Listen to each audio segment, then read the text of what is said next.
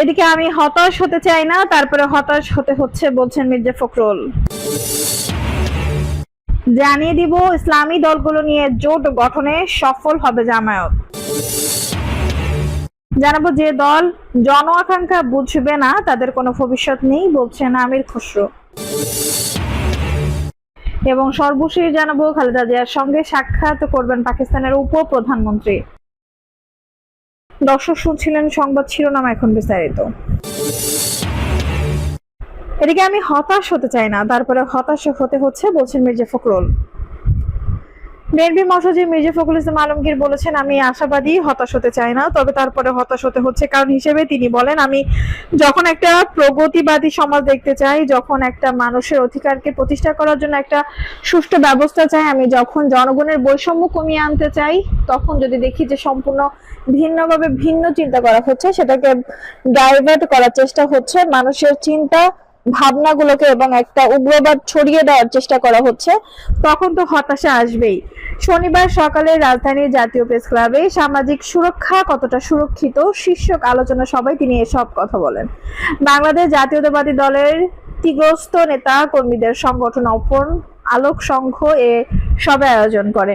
সভায় প্রয়োজন অতিথির বক্তব্যে মির্জা ফখরুল বলেন, রাষ্ট্র সংস্কারের চনার তর্ক বিতর্ক হতাশা তৈরি করেছে। গণতন্ত্রের তর্ক বিতর্ক থাকবেই, তবে মাঝে মধ্যে তা হতাশার জায়গায় পৌঁছে যাচ্ছে। প্রান্তিক নগোষ্ঠীর জন্য সামাজিক সুরক্ষা নিশ্চিত করতে হলে রাষ্ট্র কাঠামোর সংস্কার আনার পরামর্শ দিয়ে বিএনপি মহাসচিব বলেন, বিচ্ছিন্নভাবে বা জোড়াতালি দিয়ে এসব সমস্যার সমাধান করা যাবে না। এজন্য প্রয়োজন সুনির্দিষ্ট চিন্তা ও লক্ষ্য। চিন্তা, স্বাস্থ্য, কর্মসংস্থান, কৃষি কোনোটি বিচ্ছিন্ন নয়। এই কিছুই রাষ্ট্র কাঠামোর উপর নির্ভর করে। জনগণ যা কাদের নির্বাচিত করেছেন, তারা কিভাবে দেশকে পরিচালনা করছেন, এসব বিষয়ের উপর নির্ভর করে। তিনি আরো বলেন, বিগত 15 বছরে আওয়ামী লীগ দেশকে সর্বশান্ত করে দিয়েছে, প্রতিষ্ঠানগুলোকে ধ্বংস করে দিয়েছে। 1.5 বছরেই সেই ক্ষতিপূরণ হবে এমনটাই ভাবা যাবে না। বিএনপি মহাসচিব বলেন, দেশের রাজনৈতিক সংকটের পেছনে ভয়াবহ দুর্নীতি হলো অন্যতম কারণ। উপজেলা চেয়ারম্যানের কাজ নিয়ে নিয়েছেন সংসদ সদস্য, যেটা তার কাজ নয়। আইন প্রণয়নের বদলে তারা রাস্তা উন্নয়ন, ভবন উন্নয়ন, এমনকি গাড়ি কেনা হবে কিনা সেটা নিয়ে কথা বলেছেন। রাষ্ট্রের সিস্টেমটাই হয়ে গেছে দখলের, আমলারা সবকিছুর নিয়ন্ত্রণ করছেন। কোনো ক্ষেত্রে দায়িত্বরত উপদেষ্টারাও অসহায় হয়ে পড়েছেন। একজন মফস্বল শিক্ষককে সমস্যা সমাধানের জন্য ঢাকায় আসতে হয়, এটার তো প্রয়োজন ছিল না। এর জন্য দায়ী সিস্টেম। মফস্বল শিক্ষক যদি সেন্ট্রালে না আসেন, তাহলে ঘুষটা আসবে কোথা থেকে? বিশ্ববিদ্যালয়ের শিক্ষক নিয়োগ হয় ঘুষ দিয়ে, স্কুলের শিক্ষক নিয়োগ হয় ঘুষ দিয়ে, নার্সদের নিয়োগ হয় ঘুষ দিয়ে, যোগ করেন মির্জা ফখরুল। ইসলামী দলগুলো নিয়ে জোট গঠনে সফল হবে জামায়াত। দেশে জাতীয় নির্বাচনের পালে হাওয়া লেগেছে। আগামী বছরের ফেব্রুয়ারিতে নির্বাচন আয়োজনের ঘোষণা দিয়েছেন অন্তর্বর্তী সরকারের প্রধান উপদেষ্টা ডক্টর মোহাম্মদ ইউনূস। কার্যক্রম নিষিদ্ধ হওয়ায় আওয়ামী লীগের সম্ভাব্য অনুপস্থিতিতে বাংলাদেশের ভোটারদের কাছে বিএনপির বিকল্প হতে চাইছে ইসলামী দলগুলো। তারা এক ছাতার নিচে ঐক্যবদ্ধ হয়ে আগামী নির্বাচনে লড়তে চায়। তবে ইসলামী দলগুলোর অতীত ঐক্যের ইতিহাস মোটেও সুখকর নয়।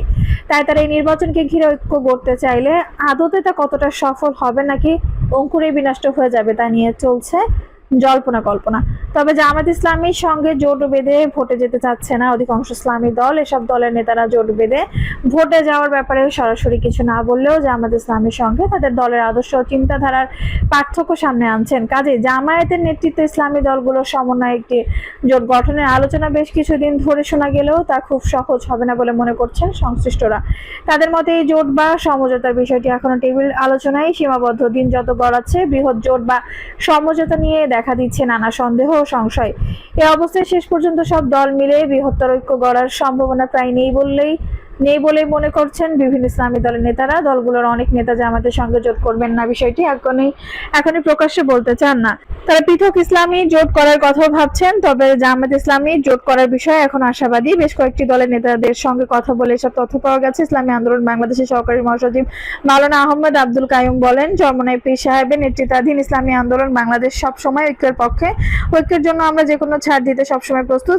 জামাত ইসলামীর সঙ্গে নির্বাচনী জোট বা সমঝোতার যে আলোচনা বাজারে চলছে, হচ্ছে, আসলে বাস্তবতা হলে বিষয়ে এখন পর্যন্ত আমাদের অফিসিয়ালি কোনো বৈঠক হয়নি। আমরা ত্রয়োদশ জাতীয় সংসদ নির্বাচনের এক বক্স নীতি নিয়ে কাজ করছি এবং চলমান ইসলামপন্থীর বাইরেও ইসলাম দেশ ও মানবতার পক্ষে রাজনৈতিক দলগুলোকে সমঝোতা নিয়ে আসার চেষ্টা করছে ইসলামী আন্দোলন বাংলাদেশ।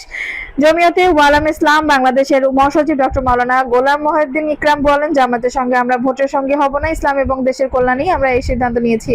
জাতীয়তাবাদী ও ইসলামী শক্তির ঐক্যবদ্ধ আন্দোলনের ফলে ফ্যাসিবাদের পতন হয়েছে। এই দুই শক্তির ঐক্য থাকলেই দেশ এগিয়ে যাবে।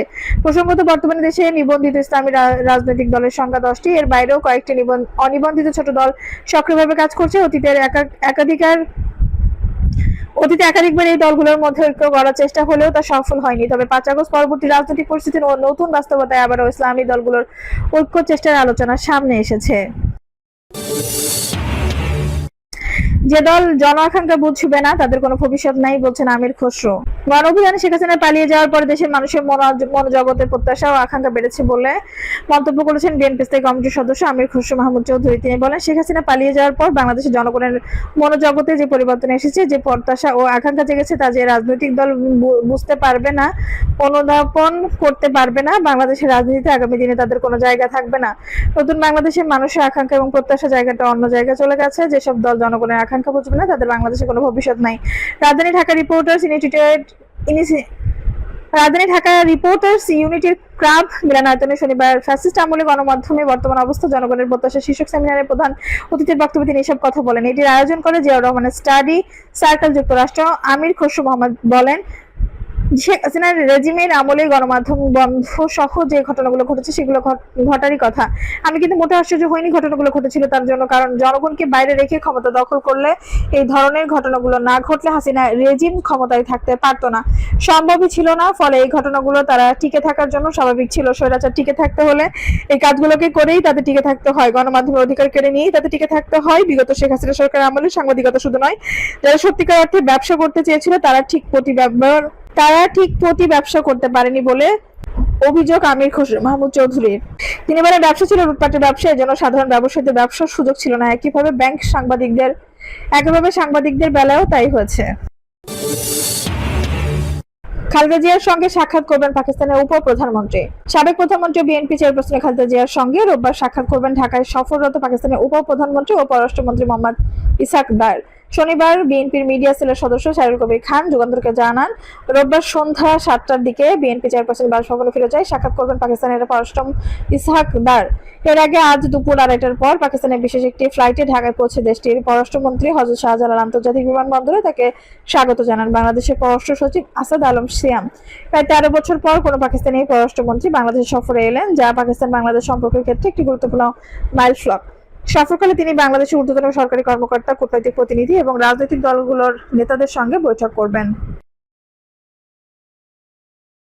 দর্শক, এই ছিল এখনকার সর্বশেষ সংবাদ। নিশ্চয়ই ভালো লাগলে অবশ্যই একটা লাইক দিন, কমেন্ট আপনার মূল্যবান মতামত জানান। সবসময় আমাদের পাশে থাকতে সাবস্ক্রাইব করে বেল বাটনটি অন করে রাখুন। ধন্যবাদ।